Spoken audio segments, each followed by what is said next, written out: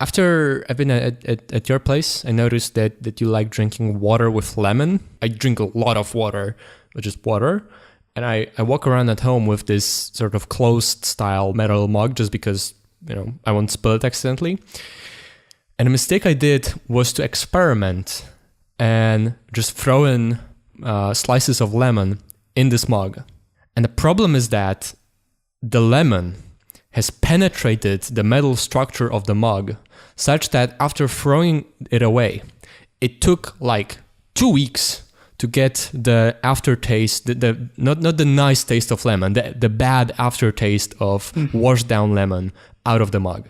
I tried, just overflowing it with boiling water, putting it in a dishwasher. It still took 2 weeks. Yes, that's why you only use it with plastic mugs, plastic Contigo mugs. This is what you use, the lemon water. You don't put the lemon water in the metal ones. No. Now I know. Now you know. You've learned it the hard way. Yes. And if it makes to the pre-show, the others know as well.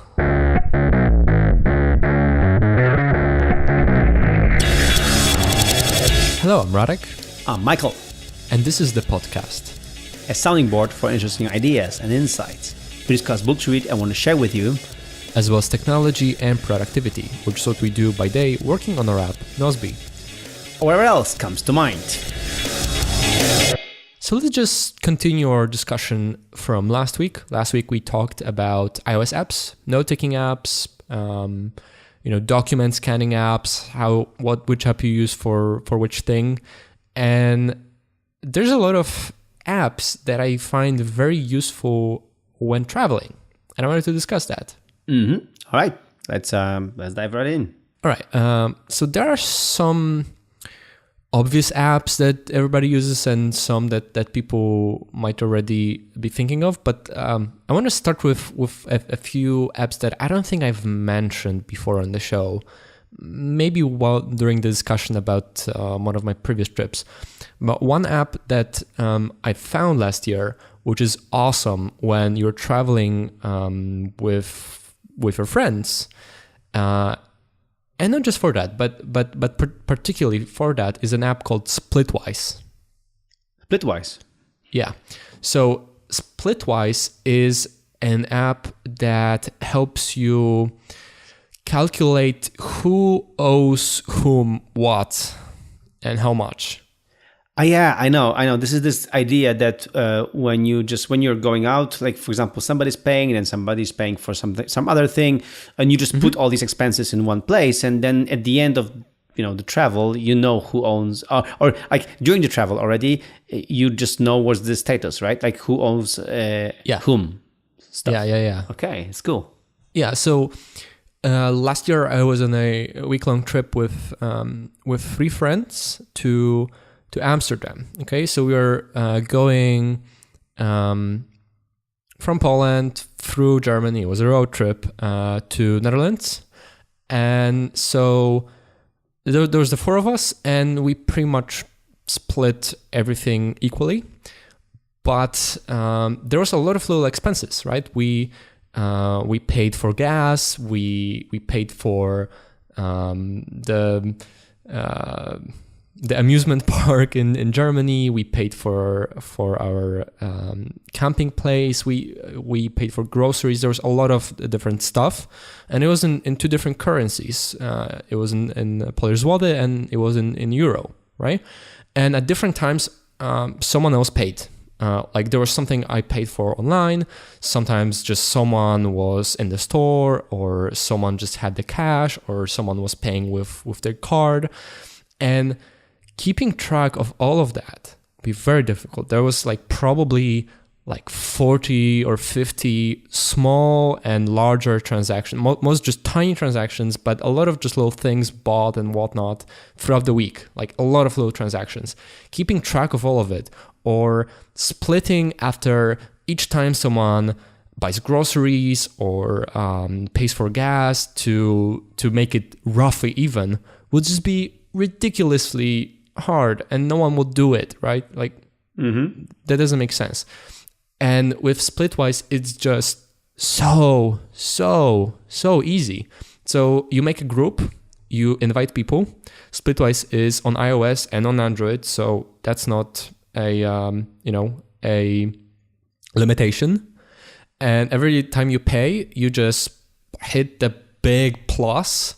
You type a word to describe it. You punch in the number. It will remember the last currency, but you can put in whatever currency you need the payment. It will try to categorize automatically what it is, but you don't have to bother.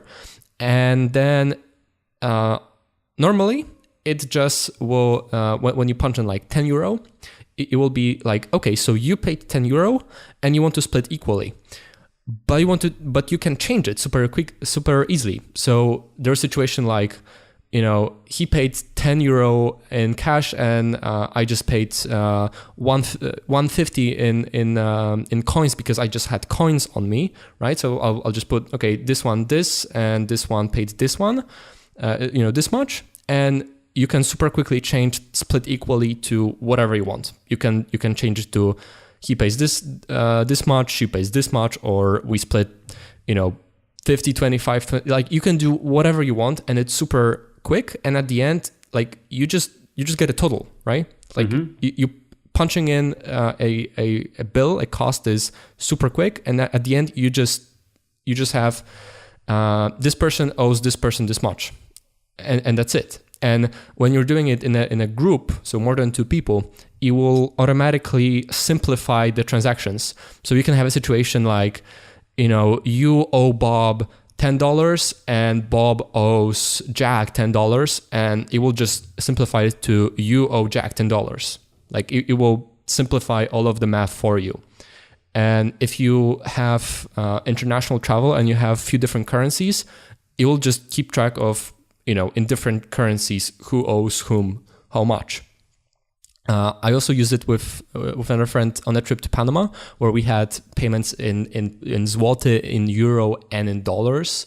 And again, like it's super useful when you're traveling with friends, or you can use it also like if you have a group of friends with whom you often go out for dinner or whatever. You can just have a shared sort of running group where all of the who owes whom what is tracked. Super useful. Yeah, I before this kind of arrangement, I remember when I was traveling with people, very often what we would do is we would become kind of married during the travel. So we would both put some kind of money into this thing, and we would have common money, until we would spend the money. Like, so for example, we would both put $100, so we would have $200 budget, and we would be spending money. And then in the end of the $200 are gone. We put new money in the budget, but it was really annoying. So this is completely better. Of course, in my case, when I travel with my wife, it's not a big issue because we have just the same money, so it doesn't matter. Right. No, but honestly, that's still a much better solution than trying and failing, inevitably failing to keep track of everybody's owing money to everybody else, having like a common pool. I never thought of that before, to be honest. But just using technology is even better. Oh yes, definitely. But I remember like a few times I when I was traveling with somebody, we would do the common pool, and it was funny because we like in many cases we were just buddies. Like for example, and then they would like, yeah, you have common money. Yeah, but it was just more practical this way. Yeah, but then you end up like paying for everything in cash, and yes, that's true. And now you don't, and then you don't know where you spend all that money, because inevitably after like international travel, you're like, we spent what? Exactly, that's correct. And that's when correct. As much as possible you pay for everything with your credit card, then right? And if you're traveling with somebody and putting everything in Splitwise, then that is the source of the truth. Exactly. No, it's very, very cool. No, there's nothing like, it's really, really good. Right. All right. Next one. Number 2 is Revolut. Yes. So Revolut is an app and a quasi bank, I guess. And the idea is that it's sort of a a layer above traditional banks, and you can pay for stuff, manage everything, not through some, crappy old website, but you just have a powerful, really nice, clean iOS app, probably on Android too. I'm not sure. Sorry. And you can, and the selling point with Revolut is that you have a debit card which works with like 26 currencies or something. And you can have like sort of account, like sort of balances there in however many currencies you want, but you can just have one. You can have dollars, for example.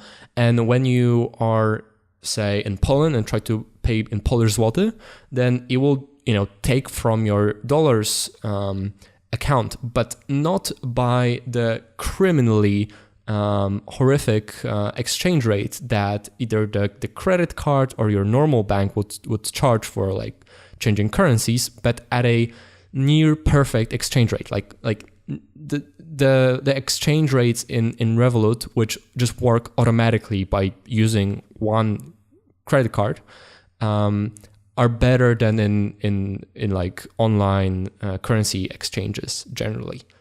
So they're great. So you can like just for free just sign up and have it and add money to it through your normal credit card or transfer or whatever you want.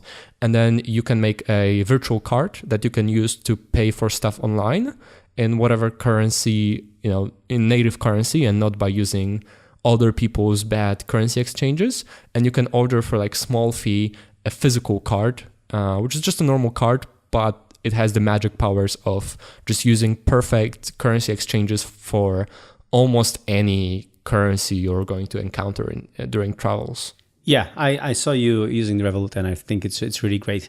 I like the fact that you don't have to think about the currency exchange anymore because it's a very good exchange rate. In my case, for example, when I travel, I have different card for pounds, different card for euros, different card for zloty, and different card for US dollars because I have different bank accounts for these currencies.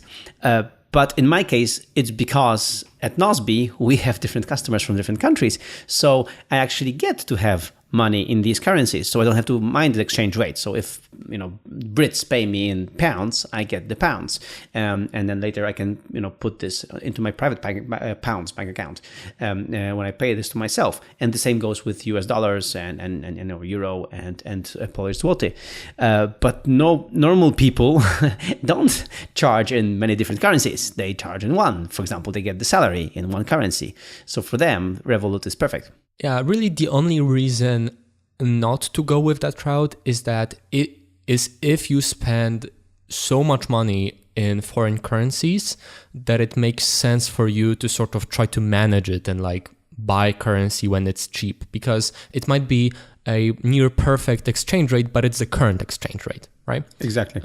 But for most people in most circumstances, it's just, people wouldn't bother with it anyway. And so this way you get a super simple, super cheap solution. And so, yeah, I would highly recommend it. I mean, the alternative usually for people is that they go with their own credit card and they travel, and then they spend in this different currency, and then the banks rip them off. So this is already so much better.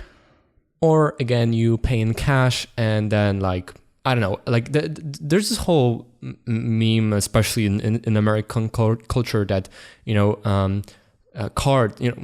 credit cards in particular are evil because you are prone to spend whatever because you don't feel the physicality of money. My experience is completely the opposite. When I spend cash, I'm later just shocked how little money I have left because I have no idea where I spent it. When I use a debit card, not credit card, but that's mostly an Americanism to use credit cards, whatever. When I pay like that, you see what you spend there. So, I think a lot of people in, especially older generation during travels would just get enough cash, but that's bad too. Like if you can, it's better to pay with debit card because then you know where you spend that money. Exactly. I hardly ever have cash on me. I have cash on me for special circumstances, not for really spending it. So exactly. One point on my packing checklist actually is that underneath my iPhone case, there's a large złoty bill. And that's for emergencies. Like, this means I always have cash on me, like enough cash to, like, I don't know, get me back home or whatever during emergencies. But it's just there. It's this one note underneath between my phone and its case. Mm-hmm. Yeah, exactly. Next one. Next one is ScanBot. Again, if you're traveling alone, so you don't use Splitwise, and you are going to pay for something in cash or have some sort of bills that might be useful for you to get reimbursed or for accounting purposes or whatever. Again, don't keep the paper, don't drag it along across the world with you. Just scan it with your phone, sync it to iCloud, be done with it. So we mentioned ScanBot many times before. Just use ScanBot. Yeah. So I'm going to jump a little bit to different apps and to different travel thing and to a different standard. Like last episode, we talked about iOS iCloud and how the iCloud sync is so nice, and it's a standard now. So we know that we have things, the documents in the same way and whatever. What I came to really like is the Apple Wallet. So the way to save lots of documents and lots of travel confirmation. And especially when I use other travel apps. So for example, I use Booking.com and I use Booking app on my iPhone to book hotels. And after I book a hotel, I always export it to Apple Wallet. This way I have this thing in the wallet. And because with my wife, we use the same iCloud account as our mother account, and this will warrant a completely new episode of this show. But suffice to say that automatically my wife also gets the same thing in her wallet. So she gets the same confirmation, so she knows exactly we have it, and she can enter the hotel. For example, if I, for example, have to be, I don't know, managing something, she goes to the hotel, she shows the thing, and it's done. So the same goes with Ryanair. For example, we use Ryanair app to travel because Ryanair is the Europe's best airline. And you're almost not saying it ironically. I don't have any other choice. I mean, this is the airline that really gets me home, and it gets me to many places. So I use Ryanair app a lot, and it's been very well improved. I have to say that on iOS, they really you can see that they put some engineers on this. That this is not like a half-assed version of an app because everybody has an app. They are really working on this, and this is really cool. And again, every time I buy something, and I can already pay with Apple Pay directly in the app, and then I put stuff into wallet right away as well. So when I check in, and the best part, and this is the best trick, whenever if I travel alone, I have my boarding pass not only in my wallet, but automatically it's being transferred to my watch as well. So but on some of the airports, like at the gates or something, they have the scanner such that there's a slot, and so you couldn't possibly fit your arm there. That's true. Works with a phone or paper, but not with a watch. Exactly, that's true. But when they can and they see my watch, they still freak out because it's not common for people really to have the confirmation of the boarding pass on the watch. So this is really nice. The Ryanair app, as I mentioned, it's a great app for also finding the flights. And I checked, because there were some rumors that if you buy in an app, it's going to be more expensive because it's just, like impulse buy or whatever. I checked and I tried to, to see if I can get a better price on the web, incognito mode, and, with different ways. And no, they're not playing the game anymore. So it's really the same price. So it works very well. The same with Airbnb app also. Yeah. Airbnb app also has a very nice, Airbnb app has a very crappy app. Like really crappy app. I mean, to find a house on Airbnb, you have to be patient, and on the iPad, it just works really bad. The good thing, again, is that it has a chat inside the app with the host of the thing, the house, and also you can add it to your wallet right from the app, which is nice. The app as such, Airbnb team, if you're listening to this, I'm sure you don't, but if you are, really get your act together. This is really scrolling on this app is just, and I have an iPad Pro. It should be freaking fast. It's really bad. So the Airbnb app, really bad. But I use Airbnb, especially when you travel with kids. Airbnb is so much better than getting a hotel because you get an apartment and the kids need space. And, getting this kind of, suite in a hotel would cost me just so much money that I would not travel with the kids. So, Airbnb, it's another thing that I do. Well, if you allow me some controversy, I actually don't mind Runner that much. Like it's like the sort of thing that you pay very little money and you don't expect, very high quality. It's not the same as in like more expensive airlines. But the thing that I like about it is that it's simple and it works. Well, unless it doesn't, then you're screwed, obviously. But unless you're screwed, like part of the reason why they're so cheap is that they have optimized, everything. And in my experience, they're almost always on time, unlike many of the expensive, serious airlines. And it's like, I know exactly what to expect and it's the same every time. Unlike some of the other European cheap airlines like Wizz Air, which is horrible because you can't even get, regular sized carry-on.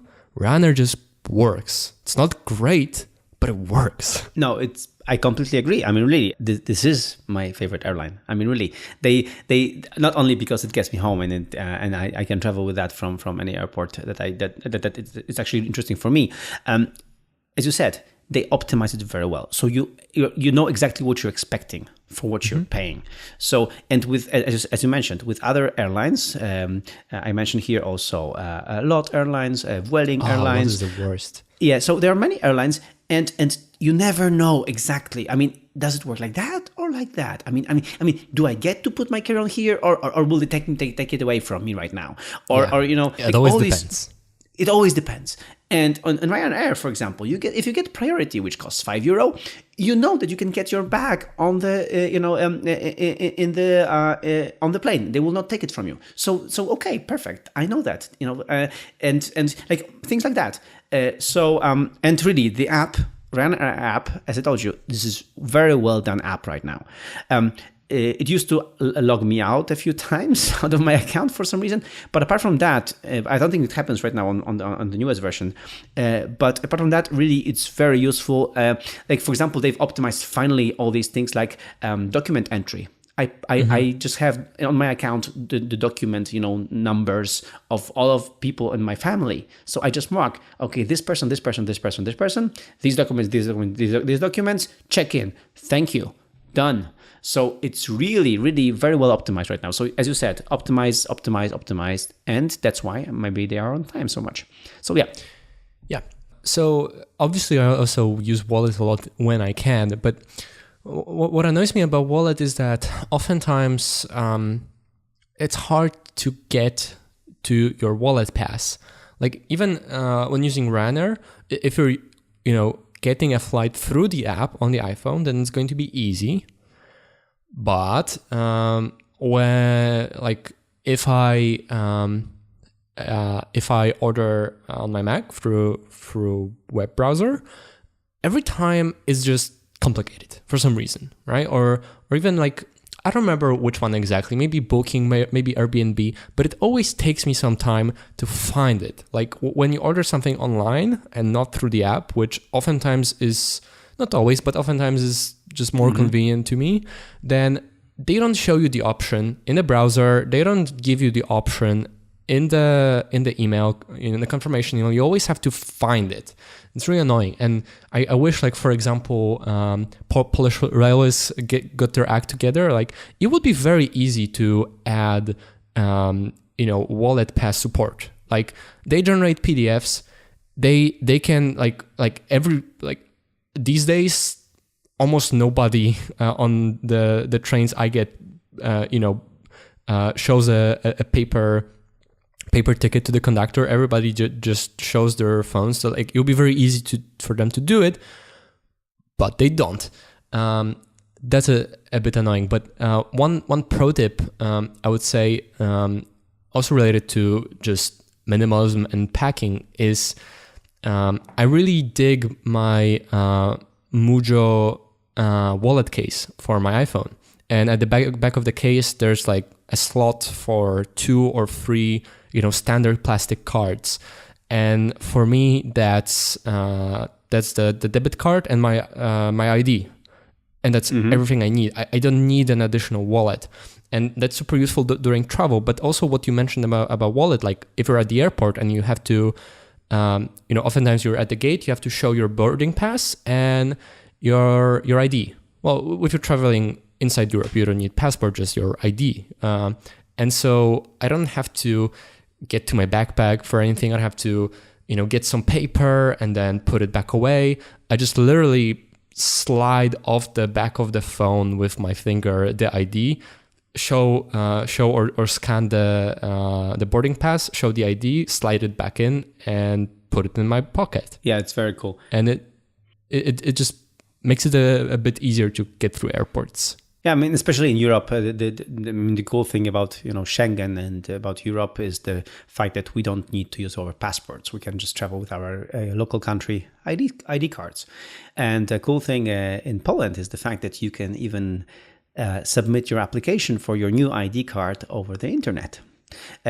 Which is freaking amazing, because I did it recently because my ID card just expired, and all you need is a trusted profile, which you get through your bank, so it's really easy. And then from there, you just ask, you just send a picture, and you just confirm your details, and you just tell them where you want to pick it up, and that's it. So it was very convenient for me to get the ID cards, not only for me but also for my kids and for my wife. So very cool. Yeah. So for not Poles listening, the point is that you can get just essentially a web account that gives you access to a lot of government stuff, and it's just login and password and 2-factor authentication. But you can sign up online, but you have to confirm it. And it existed for many years, and you'd have to go to, in almost any city, you'd have at least a few sort of government offices where you just show up and give your sort of login ID, and they would confirm that you are who you say you are, and that's it. And then you could use it to just to file lots of sort of official stuff and do all sorts of stuff for which in the past you'd have to be in a physical place. But a really cool thing that they did, I think last year, is that if you have an account in many of the popular Polish banks, you can use the fact that the bank already had to verify your identity so that you can have a bank account to verify this verified sort of government account. And so as long as you have an internet bank account, which everybody already does, like you don't have to move out of your house to do it, and it's super useful. It was very cool. I mean, really, I was afraid that I would have to do some kung fu, really go somewhere, like do something really No, it was so simple. I just asked for this profile in my bank online, and with a click, it just was there, and I was like, whoa, already, okay. Wait, you didn't have it in the past? No. I didn't use it in the past. I guess your accountant dad took care of all of the stuff to which you'd find it useful in the past. Exactly, yeah. I have my dad as accountant, so he would do most of the things for me. But this I did personally, so it was good. I did it in the bank, and then I would just log in basically to the government website through the bank, and it works. Very cool. All right, so I have some more recommendations as for apps for traveling with others. And the first one, obviously, is Nozbe. So for any non-trivial trip, there is a lot you have to take care of. You have to find a place to stay. You have to find the transportations, the planes, the trains, the buses, the whatevers. You have to research what you want to do in that city, or there's usually a lot. And if you're traveling with somebody, it's best to split up the work, right? But because it's usually non-trivial and it's going to be spread across some time, putting it in a system, super useful. You make a project, you make tasks for all of the stuff you have to take care of, you delegate it, you split up the work. When one of the people can research, for example, best Airbnbs or hotels and paste the links, and others can thumbs up or thumbs down it, and then like it's much easier than using a I don't know, like a Facebook Messenger or a WhatsApp group to organize it, because there's probably going to be a lot if it's not a simple trip. If it's like big trip, long trip, international trip, more than 2 people trip, it's going to be non-trivial. Putting it in a project and not in one big feed in a Messenger app, much better. Yeah, exactly. To create a shared project, invite people in, and then they can have free Nozbe account. Like they don't need a premium Nozbe account for that to accept a shared project invitation, and they can be there and they can get the Nozbe app and they can just use it. Like for example, with my wife, whenever we travel somewhere, like is the first thing we do. We create a shared project for this, and then because even with even with a shorter trip, there are things to do. Like there are things to research. Especially if you have like But what I'm saying is that if it's a short, simple trip and it's not your wife, but it's someone who doesn't have a Nozbe account, it might be difficult to get set them up and everything. Yeah, exactly. Mm-hmm. And if it's longer, then they're okay, fine, I'll do it, and then they're happy. Exactly. Because they're like usually when you travel, you want to see many things, you want to do many things, Yeah. So these are many tasks actually. So completely, and especially in Nozbe, because you can add comments to each task and papers, research papers, links, whatever. It's very, very useful. It's a great repository that syncs again, and it's always offline if you if you want to get to it. So it's really, really useful. All right. Another app that one app I use for just trips that I do myself is Apple Notes, where, as I mentioned last week, I keep all of the documents I need. If it's not in wallet, but for example, I get a PDF with like my train ticket, like I put all of that into one note in Notes, and the point of that is that once you put it there, it's going to be saved online and it's going to be synced with all devices. Because the worst thing that can happen is you're on a long trip, you're abroad, you don't have LTE in your phone, and you realize you don't have the stuff you need. Exactly. And this way you have confidence it's there, you have multiple copies, they're offline, you don't need to print it, it's there, it's safe, right? But for like a few more serious trips with others, like especially the Panama trip last year, me and my friend, we shared all of this stuff in Dropbox. And it's sort of less convenient, but it's easier to sync, to make sure that we both have all of the copies. So even in like an emergency where like one of our phones dies or something like that, or we just split off for a few hours for whatever reason, like each of us has all of the copies of all of the PDFs, all of the confirmations, all of the tickets, everything, right? And in Dropbox, it's again obviously super easy to make a shared folder and just mark the whole folder in the iOS app at least as downloaded. It's not as seamless as an iCloud Drive, because you have to go to the app and make sure after each new thing that it will download. You have to ensure that it downloads the newest stuff, but once it's there, it won't delete it. So you'll have a safe copy. The only annoying thing, which we also discussed last week, is that adding PDFs through Share extension sort of sucks on iOS.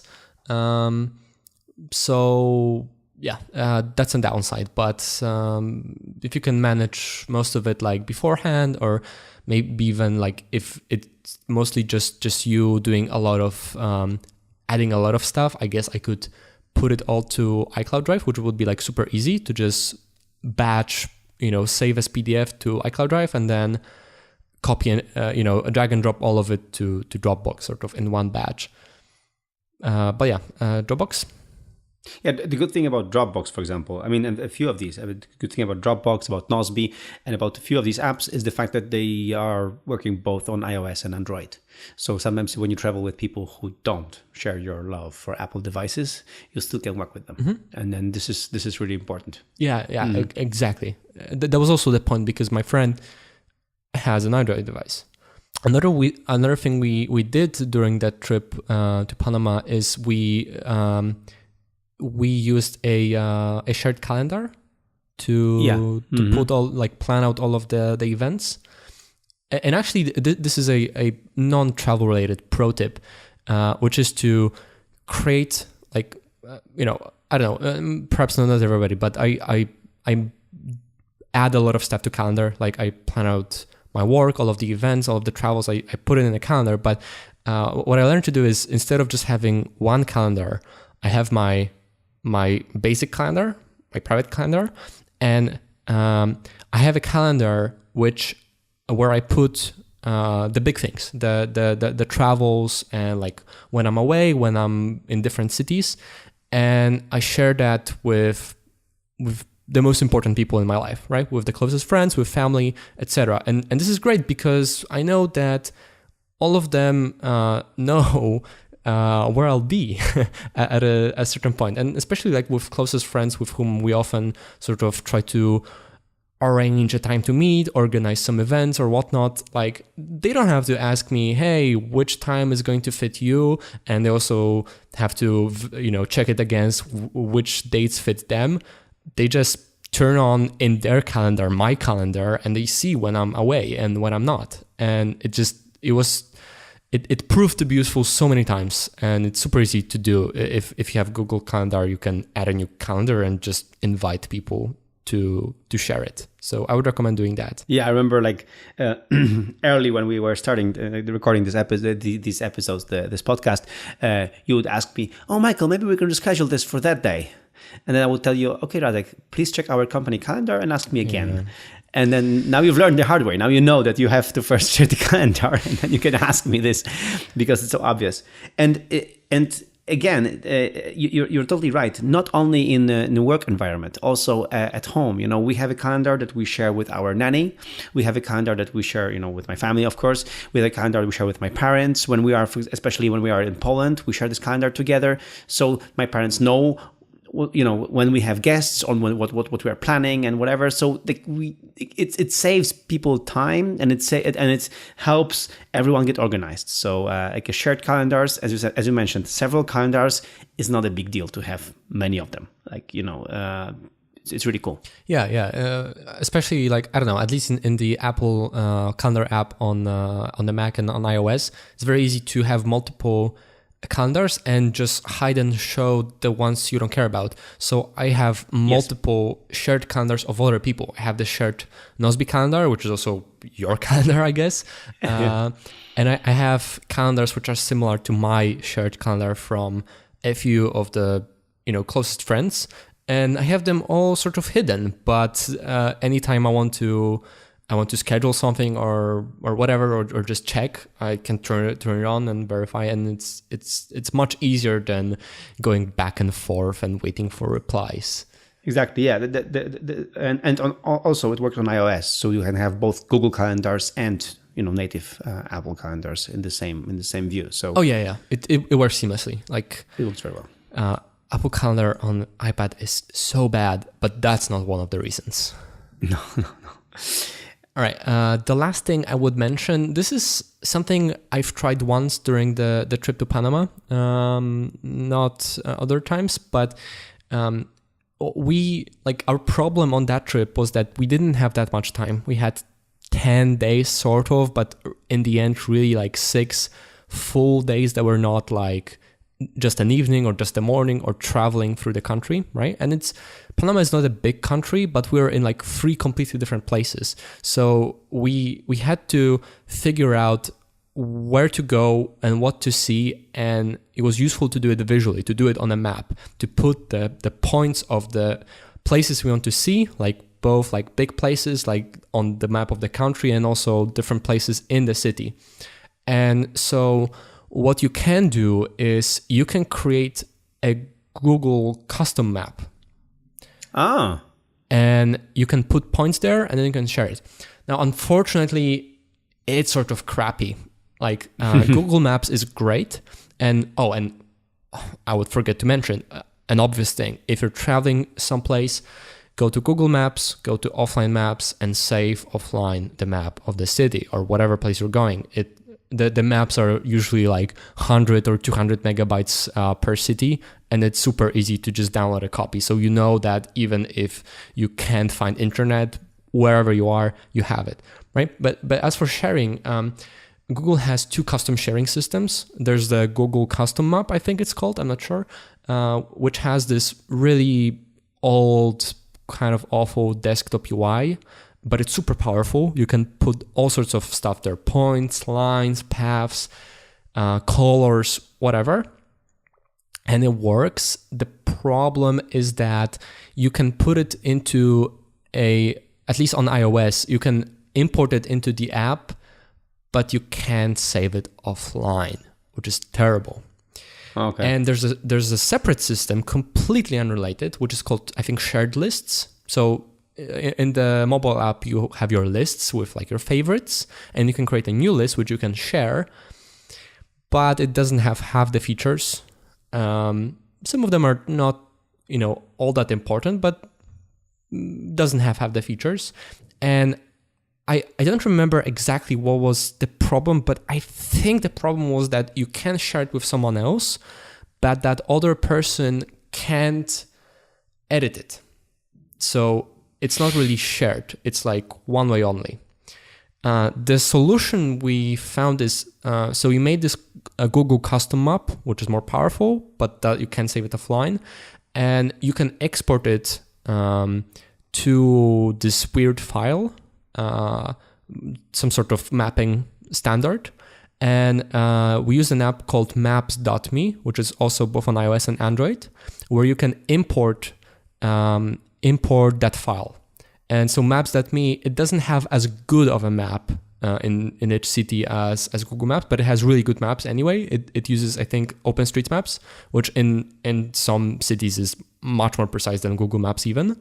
And on top of that, it will just import and save offline, and the map of the whole world if you want. Like you can also save whatever chunk you want offline, and then the points you added from that imported file will also be added offline. So I wouldn't do it for most trips, but for that trip it was useful. So Google Custom Maps and then Maps.me to store it offline on smartphones. Okay, that's useful. Yeah, I in my case, because we, in my family we use iOS, so I would just, add it to favorites and then share it right there. But you're right. So one thing I would mention also is that still people are not using all these apps to check the flights. So like Flight Radar or things like that. And these apps are very cool because you can really see if your plane is on time, or if it's getting late, or if the person who's coming and you're coming to pick them up is coming on time. And it's very useful. I mean, this is like this information right now is practically public domain, so you can really see like where the flights are. And if you open these apps, you're gonna see like so much iron on top of you. Like you don't know that how many planes are all over the place. It's aluminium, man. Aluminium, whatever. So the cool thing is that you can really track the flights very easily. So you don't have to trust what people are saying. It will be on time or will not be on time. You can see in real time where the plane is and when it's going to land. So I found it very useful, especially on the receiving end when I have to pick up guests from the airport. But also when I have my layover or I'm waiting for the next flight, I can see if it's going to be late or not, because very often the announcement that the flight is delayed is much delayed, so it from the app much sooner.